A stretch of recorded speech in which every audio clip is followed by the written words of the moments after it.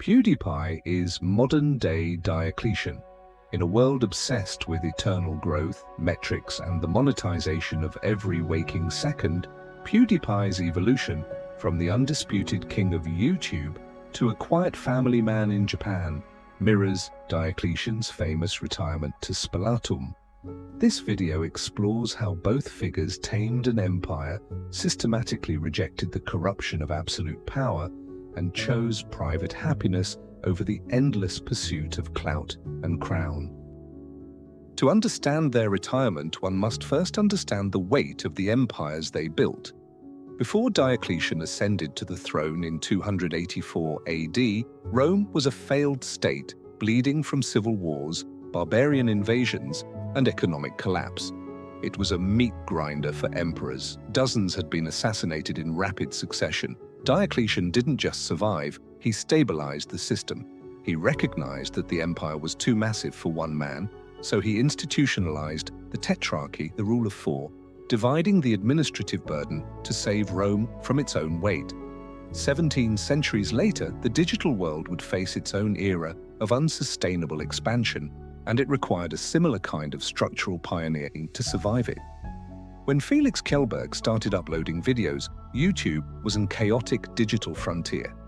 There was no playbook, no established algorithm, and no guarantee of a career.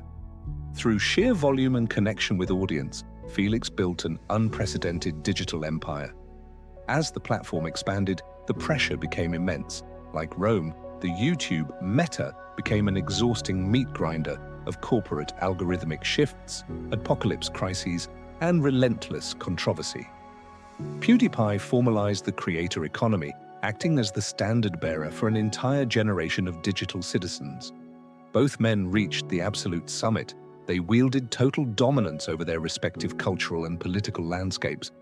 But the true test of a ruler isn't how they seize power, it's how they handle the realization that the throne demands your soul as tribute.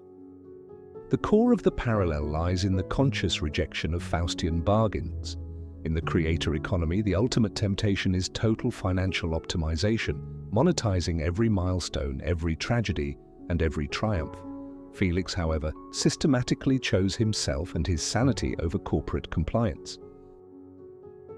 The most striking modern example of this occurred with the birth of Felix and Marcia's son Björn. In the current influencer landscape, a child is the ultimate content goldmine.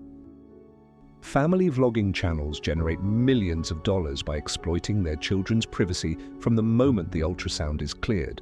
Felix and Marcia could have easily turned their transition into parenthood into a multi-million-dollar media circus.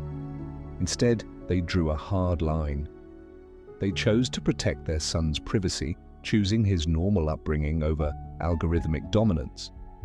They traded millions of views for a quiet life in Tokyo, pushing back against the predatory nature of modern digital capitalism.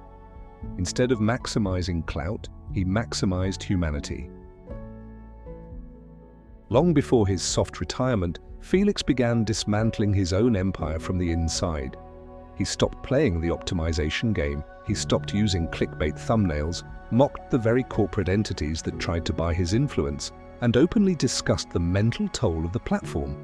He deliberately de-escalated his content, moving from high-energy screen commentary to book reviews, philosophy vlogs, and simple updates about his life. He starved the beast of his own hype to preserve his authentic self. The climax of Diocletian's narrative is his abdication. In 305 AD, citing ill health and exhaustion, Diocletian became the first Roman emperor to voluntarily step down from power. He retired to a massive fortified palace in Spalatum, modern-day Split, Croatia, to live out his days in quiet obscurity. Years later, when the tetrarchy he created began to fracture, his former co-emperor Maximian wrote to him, begging him to return to Rome and retake the imperial purple to restore order. Diocletian's response is one of the greatest mic drops in human history. If you could see the cabbages I have planted with my own hands at Spalatum, you would never judge that I should replace the peace and happiness of this place with the storms of never-satisfied greed. Replace Diocletian's Roman palace with a minimalist house in Japan, and the cabbages with painting manga, walking dogs and family privacy, and the parallel is flawless. When Felix announced he was taking a step back, that he was retired and no longer cared about view counts, subscriber wars with corporate channels like T-Series, or staying relevant, the internet didn't know how to handle it. The digital world is built on the premise that you must climb until you fall. Creators burn out, crash, or get cancelled, but they rarely just leave while at the top. Like Diocletian, Felix looked at the storms of never-satisfied greed, the sponsorships, the drama, the endless cycle of the internet outrage machine, and decided he would rather just live his life. We live in an era where people sell their souls for a fraction of the reach PewDiePie commanded. The modern world tells us that more is always better, more followers, more revenue, more impact. PewDiePie's story, framed through the lens of Diocletian, is a powerful reminder of what true victory looks like. True power is not the ability to rule over millions, it is the autonomy to say, enough.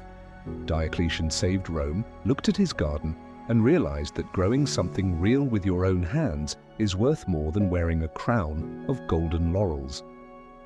Felix Kjellberg conquered the internet, looked at his family, and realized that private happiness is worth more than any algorithmic empire. In the end, both men proved that the ultimate flex isn't winning the game. It's having the strength to walk away from the table on your own terms.